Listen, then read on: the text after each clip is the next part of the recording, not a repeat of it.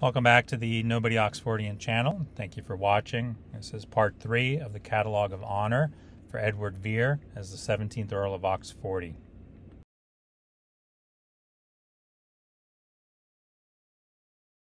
This is the chapter page that deals with Edward Vere, and we have already reviewed the coding and the numbers and the 40s on this page.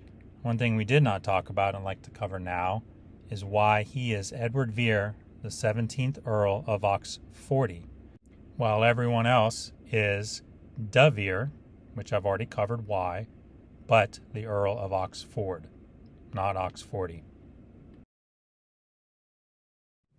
So let's do some additional counting. If we count from Hackney, the last word, as 1, count back 17, we come to heir. If we start with Edward and count forward, the same word, heir, is the 24th letter. So the word heir is also 17 and 24. 24 being Queen Elizabeth, secret code number, and 17 representing Edward Vere.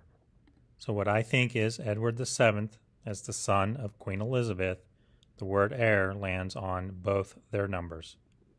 On the page describing Edward Vere, not Edward of Vere or Devere, but Edward Vere, on page 700, 7 for Edward VII, on the year 1562, which I showed before adds to 77, and 77, repeated Latin gematria, is 4 H's that ends up being 2 40s.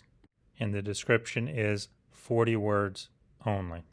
And to top it all off, if you add all the numbers within his description, 17, 16, 24, divide 1604 into 2 numbers as is tradition in this book, 16 and 4. So 17, 16, 24, 16 and 4 together, and we get 77.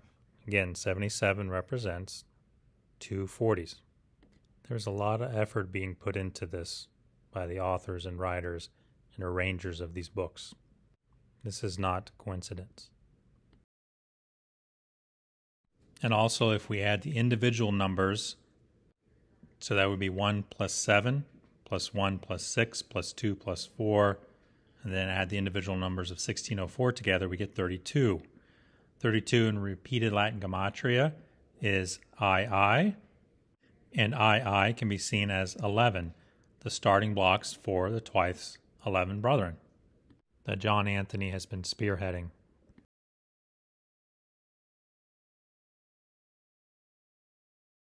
So the first thing I looked at was, how did Edward refer to himself? In a previous video, I showed all the signatures, and they ranged from Edward Oxenford to Edward Oxyford to Edward Oxenford to E. Oxenfordy. Oxenfordy, not Oxford. In no time have I seen a signature in which Edward Vere referred to himself as Oxforde. He's Oxenfordy, but not Oxforde. Since I've started this journey, I came across one letter in which it was clearly written Oxforde with an E on the end. I did do a search in the Cecil papers for Oxforde, and there was 2 locations in which the word was cited, and I will show you those on the next page. But when I went in to those sites, it was not clear. This letter, however, from King James, clearly states Great Oxforde. So what makes Oxforde unusual? As far as I can find, it appears 5 times in the Catalogue of Honor. It appears as the Earl of Oxforde when describing Edward Vere. It is also used as a description for the 12th Earl of Oxford, John Devere. John Devere, the 12th Earl, was a Lancastrian supporter and executed along with his son Aubrey. His second oldest son came to the earlship and helped Henry VII to the throne, becoming the first Tudor king. Now, if we are to believe that Edward Vere is the last in the Tudor line, then John Vere and his 2 sons played an integral part in getting the Tudor line into the monarchy. Now, I've spent a good amount of time looking at Edward Vere's signature and the corresponding historical background as to at what time period did he start changing things over. And he certainly has changed his signature, as I've shown in other videos. But once King James became the apparent monarch and on his way to London, Edward Vere changed his signature, and he dropped the 40 and dropped the 7 hash marks and converted to a more simpler signature of E. Oxenford, but he added an E on the end for 4D. So he dropped the 7 hash marks, dropped Edward the 7th, but with the simple brilliance of his artistic style of writing, he added an E to make 40, still clinging to the fact that he was the 40th monarch, but would no longer be Edward the 7th. So when I look at Oxforde, even though he did not use the name, I found it humorous that King James referred to him as Oxforde, probably not knowing what the F-O-R-D-E was for. So I could see 40. So what did ox have to do? And I separated the two words, ox and 40. Within the Catalogue of Honor, there is a section in which the phrase oxen under the yoke, when referring to individuals as oxen under the yoke. So what did this mean? In biblical terms, in the Bible, oxen was a symbol for slavery, servitude, or influence. But ox also meant sacrifice. And of course, the easy part is Oxforde is 7 letters. O-X-F-O-R-D-E, 7. Again, Edward the 7th. So Oxforde, sacrifice 40. So either Edward Vere sacrificed 40, or Edward Vere was sacrificed for 40. And who was 40 at this time? King James. And since Edward Vere was erased from history, in this catalog there are only 40 words describing what King James described as Great Oxforde. The worst men in history get more than 40 words. He has no memorial at Westminster. There was no contemporary service in honor of his death. None of his manuscripts survive today. He had Henry Wolsey father his child, Henry Veer, to take over the earlship. His greatest accomplishment in life was given to a man from Stratford-upon-Avon. He died poor, and those that admired him the most, his fellow poets and authors, had to write his story in code. Is it no wonder the man told his brother-in-law, Robert Cecil, that Queen Elizabeth, his mother, left him without sail or anchor for any prosperous gale or till the storm passed?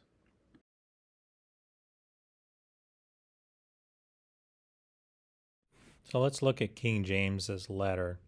He was responding to a request for money as King James, and this was in 1604. The month of this date of this letter is unknown or not recorded. The letter itself doesn't have any dates on it, but it's around the same time, and it's given the date of 1604. So this could be before or after the reported death of Edward Vere of June 24th, 1604. We just don't know. What we do know is King James is the monarch for England and Great Britain at this time. And he goes on to say, in response from somebody else asking for money, he says, Great Oxforde, when his state was whole ruined, got no more of the late queen. So here King James is saying Oxford was great, but we have no history to support that he was great. What was he great? Was he great at ruining the earlship of Oxford? That's what we know him for. We do not know him as the poet, because that is assigned to Stratford-upon-Avon, the wool merchant. And when his state was whole ruined, got no more of the late queen. So why is King James elevating Queen Elizabeth as the source of revenue for Edward Vere. Why would he say to somebody within his circle who's asking him for money, I can't give you any more, because even the great Oxford didn't get any more from the late Queen? What is it about the relationship of this great Oxford, Edward Vere, that he would be entitled to, or sets the bar for the amount of money you can receive from the monarch? Was that because he was great in battle? He was the most famous knight, the most famous admiral? Was he in charge of the destruction of the Spanish Armada? Are great poets given large sums of money from the monarch? Was he a great statesman? Was he a great diplomat? Did he establish relationships with foreign countries to warrant a large income from the state? Did he discover the Americas? What did he do to deserve great Oxford and the bar from which others would say, well, not even Edward got that much money? Well, in my mind, there's one answer, and that's because he was a relative, a child. So when King James wrote this letter, he used the word state. Great Oxfordy, when his state was whole ruin, got no more of the late Queen. Now, in today's world, state means condition of being, how well you're doing. It could be a social rank, but a retired meaning from the Elizabethan era is a person of high rank, especially a noble. So let's read this as great Oxfordy, when his nobility was whole ruined, got no more of the late Queen. It's an interesting choice of words. I doubt King James was interested in Edward's state of mind. Was he referring to his social rank? Edward Vere was still the Earl, but he had moved to Hackney, outside of the court. Or is he referring to his high rank, his nobility, his bloodline? And as a side note, this was indexed as Oxford, not Oxfordy. So whenever you search indexes, you really should look at the original document.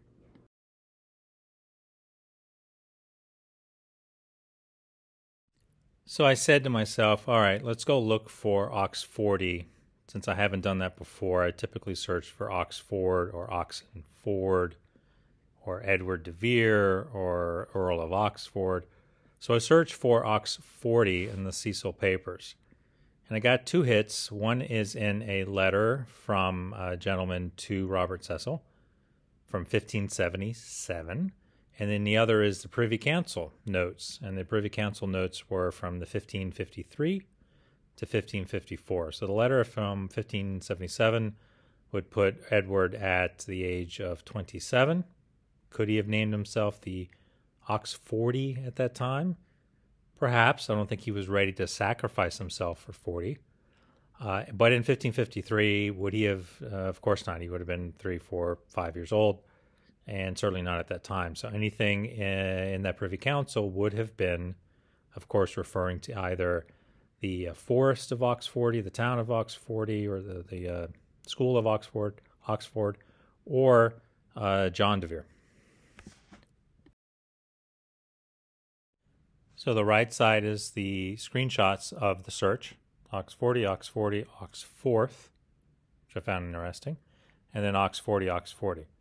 The left side is the actual document. And I'm going to leave it up to you. Look at this page and tell me if these letters spell out Oxforde. The first one looks like Oxfordo, and then the other two don't look like E's to me at all. The Oxforth perhaps is Oxforth, but I don't see any other E's. So don't take the search engine. You have to go look at the documents. So I do not think that it is the Earl of Oxfordy at that time. I think that's just scribble that follows the D. But that's my interpretation. That is my understanding and what I see in my eyes and what I think I see in the letters and where I think Edward de Vere falls in this whole massive spider web of Tudor society.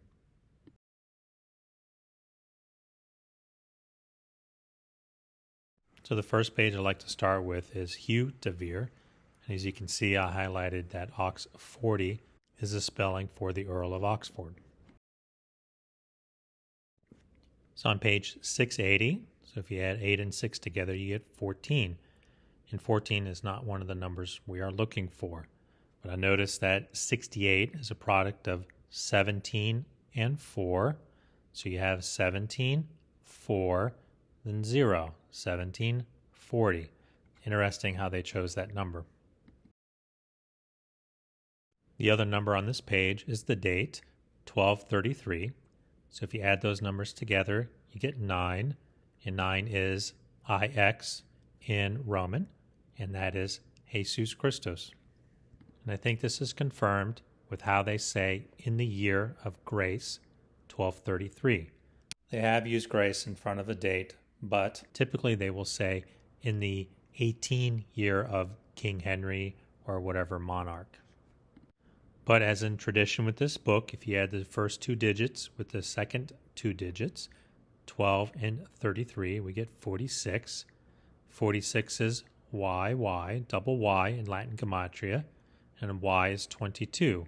So we have 2 22s, twice 11, brethren. So the page for Hugh de Vere starts out with 2 V's. It's Hugh, so the U is made to look like a V, and Vere is also obviously a V. So we have 2 V's to start with. And we know that to be the initials that Edward Vere used on occasion. It comes from the De Vere family motto, Vero nihil veris. Nothing truer than truth. What an ironic family motto for a man who, if he turns out to be Edward VII and the rightful 40th monarch, and truth lies with him. Nothing truer than himself. Directly under Oxforde is the word inheritance. Interesting to line up that word with somebody who considers themselves the 40th monarch to be Edward VII, but perhaps placed in a different family. So let's look a little closer at this. The sentence that contains inheritance starts immediately after Oxforde, and it is confined between 2 commas. The bulk of this sentence is on the 12th line, so if we start with the line from the bottom, Henry III, and count up, it ends on 12. And as we know, 12 is M. In Latin gematria, M is mem. In Hebrew, M is 40.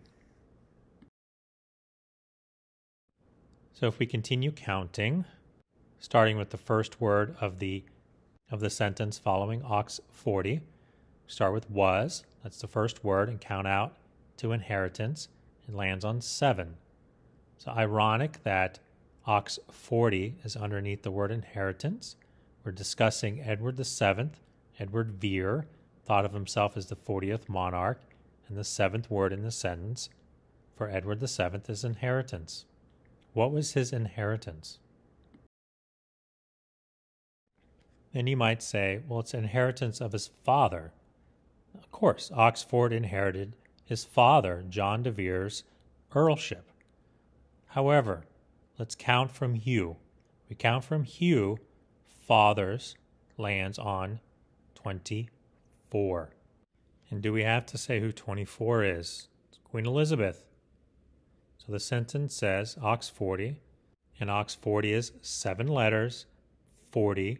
So 740 was not restored unto the full inheritance of his mother's estate. And right below the beginning of father is King Henry. King Henry being the father of 24, Queen Elizabeth. So we have Oxforde, sacrifice 40, directly above inheritance. So 40 sacrificed his inheritance, that being the estates of his mother, 24, Queen Elizabeth. On the date, that adds up to 9, Jesus Christos, on a page that adds up to 1740. Anywhere along this line, something could have been off. We could have landed an inheritance on line 8. Fathers could have been 25, could have been on the 13th line. Oxforde could have lined up over of his or unto thee, but it didn't. Everything worked out nicely. And remember, on the initial page of Edward Vere, we counted forward and backward and came with heir for 24 and 17. This time, fathers, as I showed you, is on 24. If you count backwards, it's on 103. It's the 103rd word from the end. Why is 103 important? That is the Latin gematria summation for Shakespeare. And I showed that in a video on his signature. So what is the author and writer doing here? This is what is called an allegory, and it's defined in the Oxford Dictionary as a story, picture, or other piece of art that uses symbols to convey a hidden or ulterior meaning, typically a moral or political one. The thing with allegory is that you have to approach the work as an allegory. And so I think we are seeing this in the Catalogue of Honor, that the author and the writers that put this together have put it together as an allegory. And these little words like Oxforde, looking for it, finding it, understanding what it means, understanding the coding that's involved, reveals the hidden meaning. And in this case, most certainly a political one. Now, allegories have two components, that is the vehicle and the tenor. The vehicle being, in this situation, history, the storyline that's being told within the book. The tenor is the hidden meaning. So we have to find the key. And the key, at least in this situation, is Oxforde.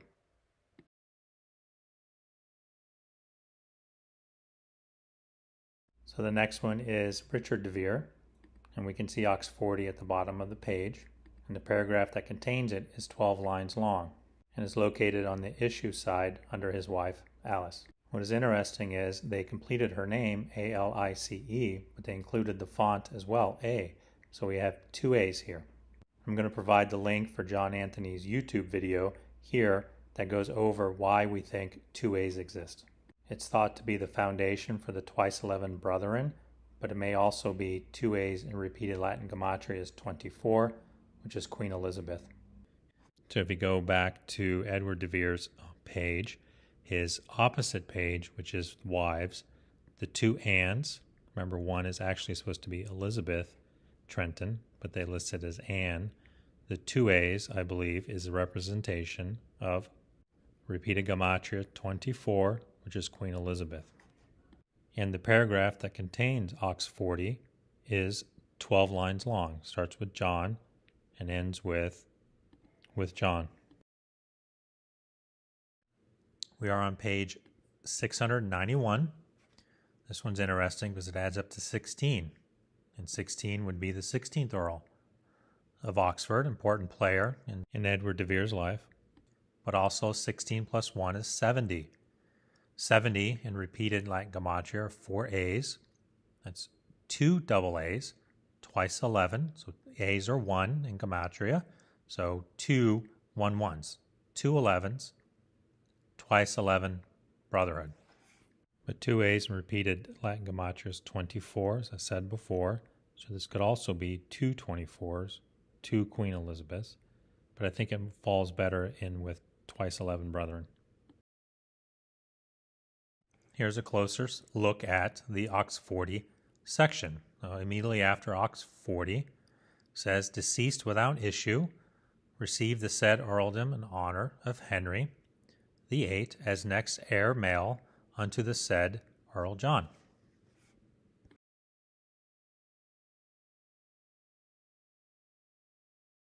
Since we're at the bottom of the page, I started counting with the second John lower right side. Count that as 1, and we go through. Oxforde turns out to be 24. Again, Queen Elizabeth. So Oxforde lands on the 24th word from the bottom, Queen Elizabeth. And if we continue to count, Veer, right above it, Veer is 40. So I thought, okay, So Veer is the 40th. Perhaps this is the beginning of the sentence, and this is the marker in which we use the comma for the information encoded. So I started with Veer as 1 and counted down now. And Oxforde lands on 17. So coming from Veer, Oxforde is 17. Coming up from John, Oxforde is 24. Edward Devere and Queen Elizabeth code numbers land on the same word. What the heck is going on here? So if we start with Veer and count down again, starting with Veer is 1. John of John Devere is 7. Edward the 7th. So we know we're talking about John that's associated with Edward Vere, and that would be the 16th Earl of Oxford, hence the page number. So we have a code here that deals with Edward Vere, John de Vere, the 16th Earl of Oxford, and Queen Elizabeth. So if we start with Vere as the first word in the sentence, this now changes the sentence structures going forward. So who after the death of John Vere becomes a non-essential addition.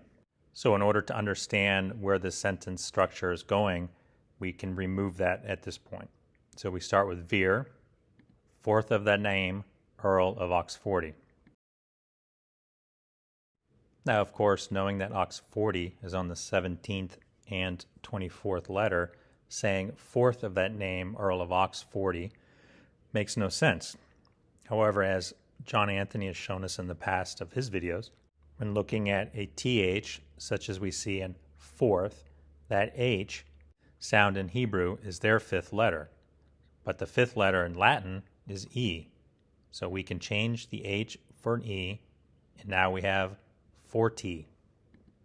So this section now reads Vere, 40 of that name, Earl of Oxford. So which Earl of Oxford is associated with 40? Edward Vere. So the beginning of the sentence, Vere, followed by 40 of that name of Oxford, is clarifying which Vere this sentence is talking about. We're talking about Edward Vere, 1740. So far we have Vere, 40 of that name, Earl of Oxforde.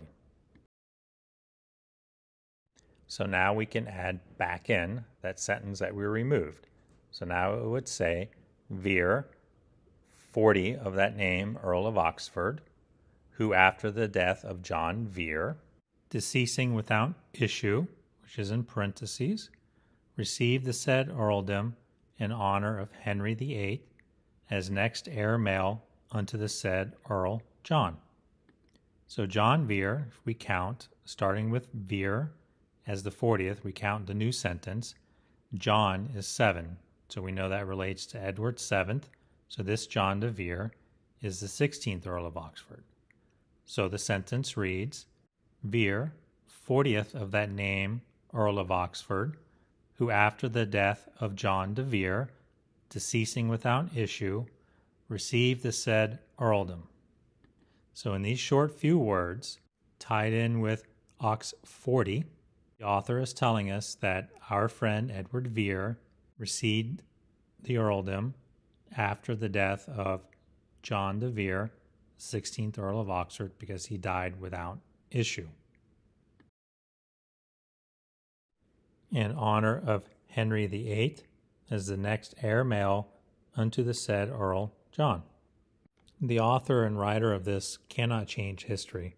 They can only rearrange words and put them in order as to get the reader who's in the know to understand what they're trying to say. What I mean by that is in honor of Henry VIII.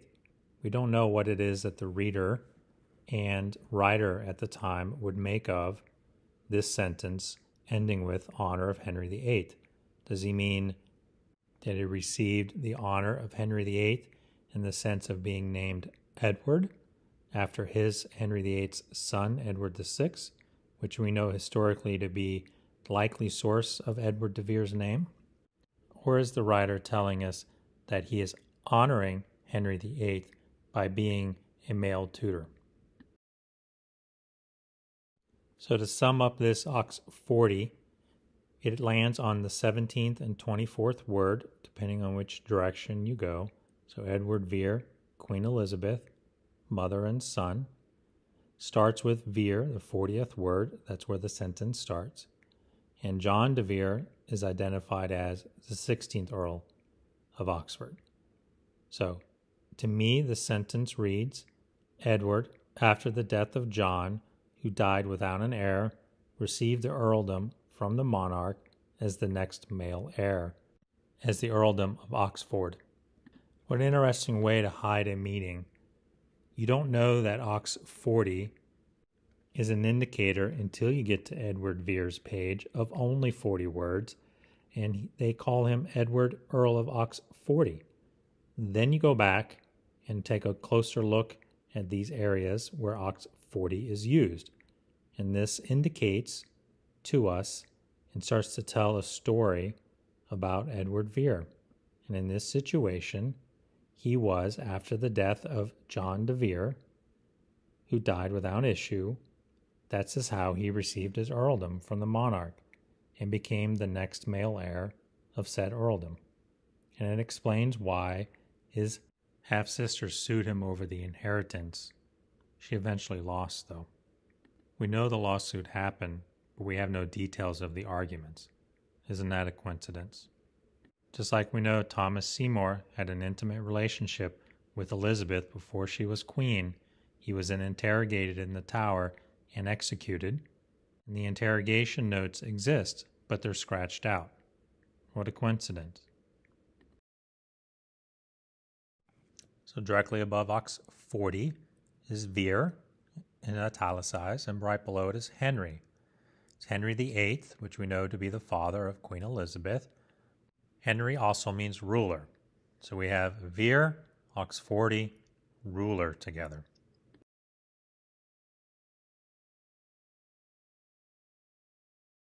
So the next is John Devere, Earl of Oxfordy. The editor has him as the 11th Earl of Oxford.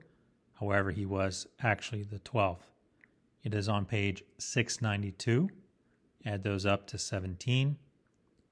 On the left column, they list the date in which the person became the Earl, Duke, or King. And on this page, they have 1415. But we have another typo because he actually became Earl on 1417.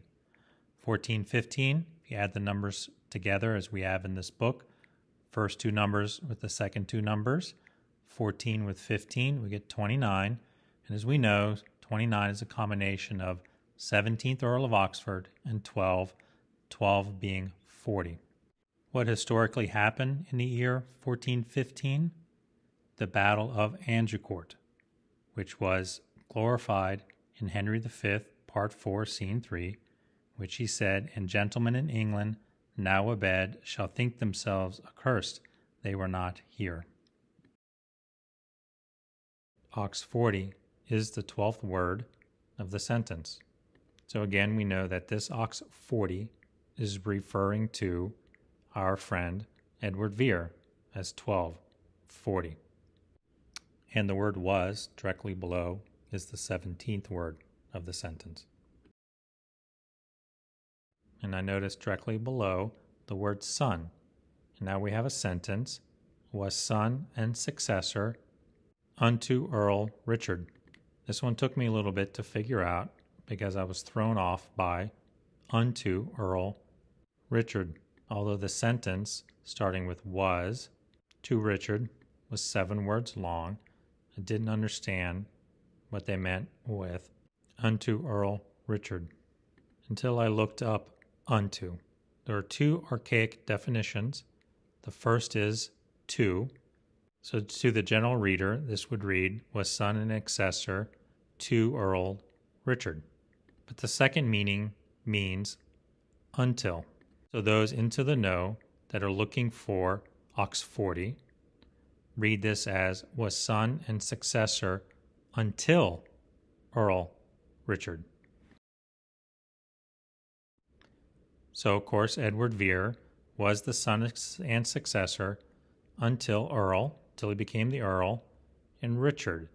Well, Richard is a combination of 2 words, Rick, meaning king, and hard, meaning strong. So Richard means strong king. So we can read this as was son and successor until Earl King, which is what I think the intention is here. So Oxforde is drawing our attention to the people in the know that 12, remember it's the 12th word, so 40, our buddy, Edward Vere, was son and successor until he became Earl King. And also what's interesting on this page is all of these individuals were executed. John Devere was executed, his son Aubrey was executed, Thomas Tottenham was executed, all under the order of John Tiptoft, who, when the powers changed, because remember, the Veres were in support of the Lancasters, when they took over and put Henry VII in, John Tiptoft was then executed as well. And what's really strange about Tiptoft was when he was executed, he asked the executioner to use 3 blows in honor of the Trinity.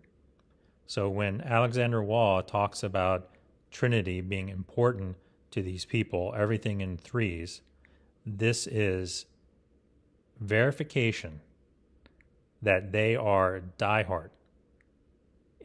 You're asking an executioner to take 3 blows to take your head off to honor the Trinity. Some hardcore stuff going on here. So I was almost completed with this video. I wanted to go back and bring attention to this, so this may seem a little out of spacing for the video on this page, but bear with me. Look at this, John Devere, and then below that is an 11. I think the reason they misnumbered 11 instead of actually using the correct lineage, which would have been 12, not only is 12 40, which may have thrown off readers because you have Oxforde there, which is the 12th word. The typo 11 is 2 A's, and in repeating Latin gematria is 24. So again, we have our friend John Devere, which can be the 16th Earl of Oxford. Oh, this is John Devere because of the progression of the date. Remember, this date is a typo. It's 1417, not 1415, but 14th Earl of Oxford, 15th Earl of Oxford. John Devere is the 16th Earl of Oxford, followed by the 17th Earl of Oxford, Edward Vere. 24, Queen Elizabeth, and the Earl of Oxforde, which is Edward Vere, sitting here in this corner. Now that must be a coincidental typo.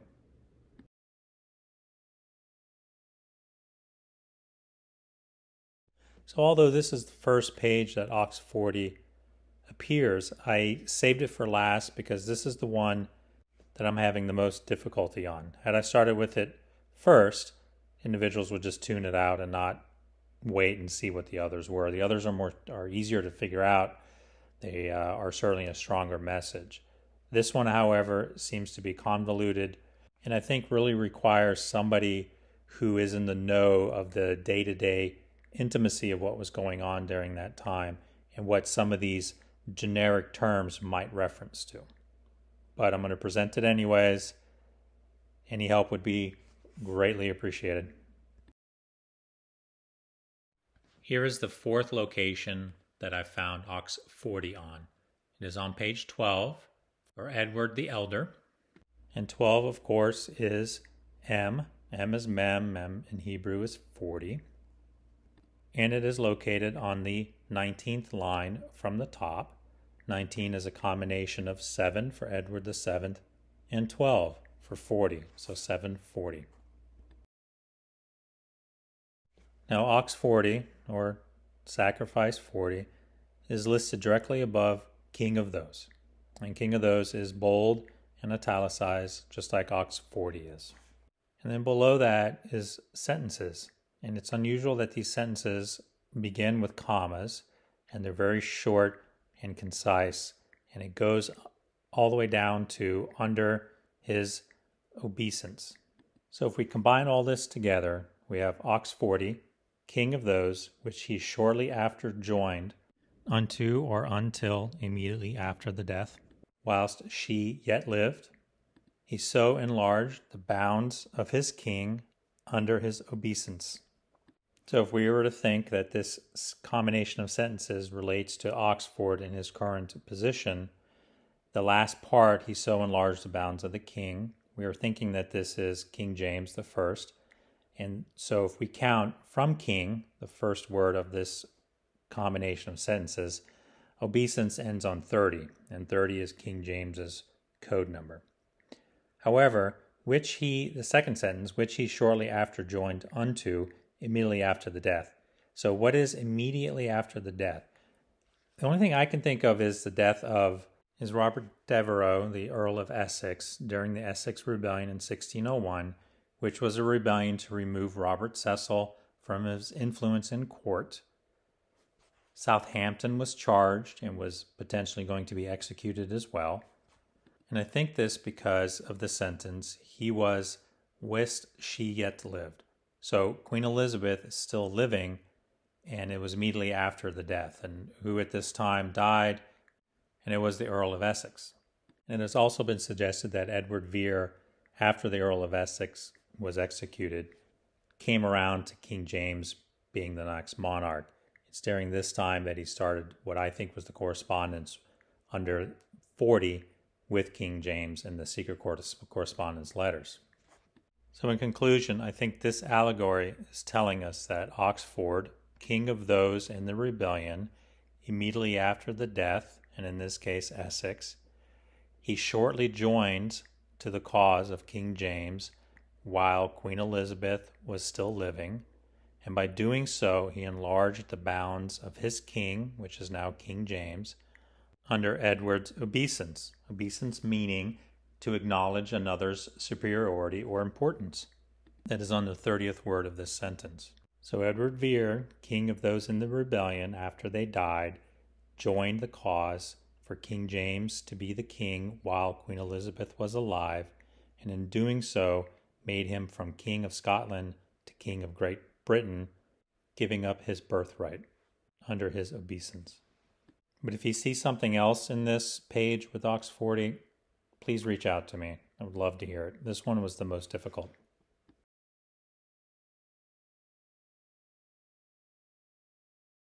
There is one additional misspelling of Oxenford that I found within the Catalogue of Honor, and that is Oxenford, Oxonford. Although the overwhelming majority of time the book uses Oxford as a description for the earldom, there are two locations in which the book uses Oxenford, which I think is the more historical correct term for the earldom. And these are the two locations. The misspelled version, Oxenford, appears in the issue page for Philippa. Philippa was the wife of Robert Devere, the 9th Earl of Oxford. He was quite the controversial man during his time. He had a very close relationship that was envious with Richard II, and this relationship was later characterized by Thomas Walsingham that Robert was homosexual. Richard II gave Robert de Vere the title of Duke of Ireland, the Marquis of Dublin, which reportedly caused a lot of envy within his peers and was considered a title too high for his position. And Robert de Vere had married his wife, Philippa, of high noble birth, when she was 10, and a few years later, while she was still a teenager, he foretook his noble lady and wife Philippa and took another who was considered to be of bare parentage, and eventually Robert de Vere had to leave England in disgrace. So what does this have to do with the misprinted Oxenford? Just happens to be the total Latin gematria number for Oxenford is 103, which is the same as Shakespeare. So I'm wondering if the author's editor's allegory here is that Oxenford is symbolic for Shakespeare being homosexual, which is consistent with modern-day interpretation of some of the sonnets. And the Catalogue of Honor would not have made a direct correlation between Edward Vere, Earl of Oxforde, and this homosexuality. They may have just used this, Oxenford, and the Latin gematria to make the subtle connection. As I was going through and proofreading and finalizing up this video, notice that Robert Devere is spelled V-E-E-R, meaning to change direction suddenly, to change an opinion, subject, type of behavior. So certainly Robert Devere being homosexual is a change. So that typo makes you look at the capital R and O that are over one of each other. The Latin gematria of those are 17 and 14. Together is 31. Repeated Latin gematria is HH. 2 H's is 88, and 88 is 4T, or 40. I think what they're saying here is Edward Vere, 40, and 103 for Shakespeare are the same in homosexuality.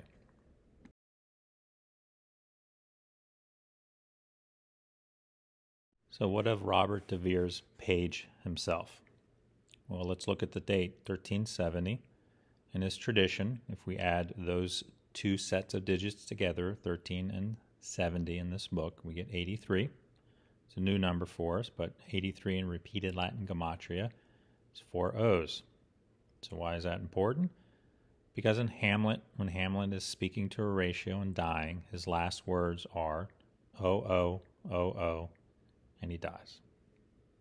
And I know it's coincidence, but Robert de Vere became the Earl of Oxford after his father, Thomas de Vere, died in 1371. And so 13 and 71 would be 84. Repeated Latin gematria, that's 4 P's. It means nothing, but 1370 means something in relation to Edward Vere and Shakespeare. Coincidence. And next to 1370 is this large R, and R is 17.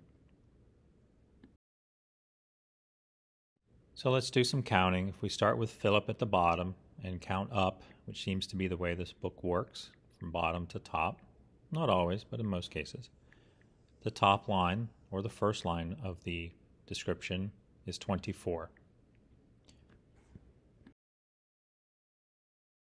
And 24 is Queen Elizabeth. So if we count in from Oxford as number 1, we count in 7. 7 lands on 4th. And as I've shown before, 4th can be 40. So again, we have 40 of that name, Earl of Oxford. Who is that? Edward Vere.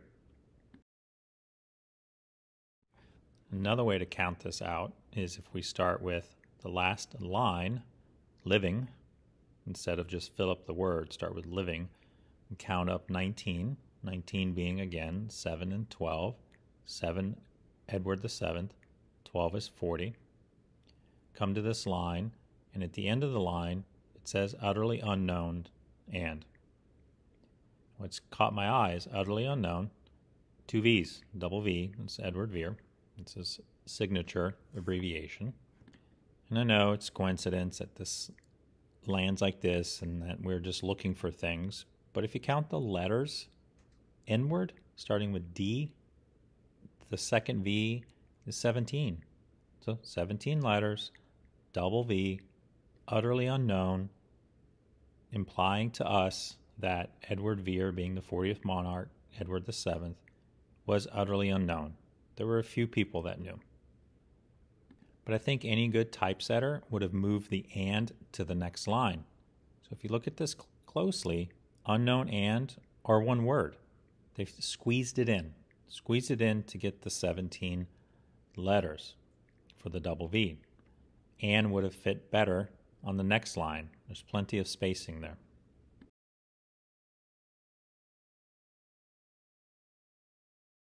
So in summary, Oxforde is a sacrifice for 40, or he was sacrificed for 40.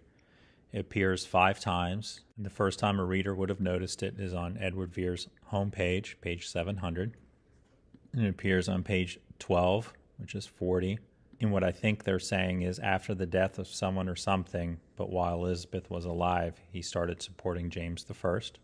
Next one is on page 680, which is 40s as well. It's telling us he was not restored to his inheritance. Next time it appears is page 691, and this tells us that Edward, after the death of John de Vere, the 16th Earl, who died without issue. He received the earldom from the monarch as the next male heir. And the final time it appears is on page 692, which adds up to 17. And it tells us that Edward was the son and successor until he became the Earl King. The final interesting coincidence here is if you add all of the page numbers together, so 12, 680, 691, 692, which are the pages outside of Edward Vere, they add to 2,775, which in this book we separate the two digits to the two groups. So 27 adds together as 9, and 7 and 5 together is 12. So we have Jesus Christos and 40. Now if we add in 700 for Edward Vere's page number, that comes to a total of 3,475. And again, separating those numbers out, 3 and 4 together are 7, and 75 are 40.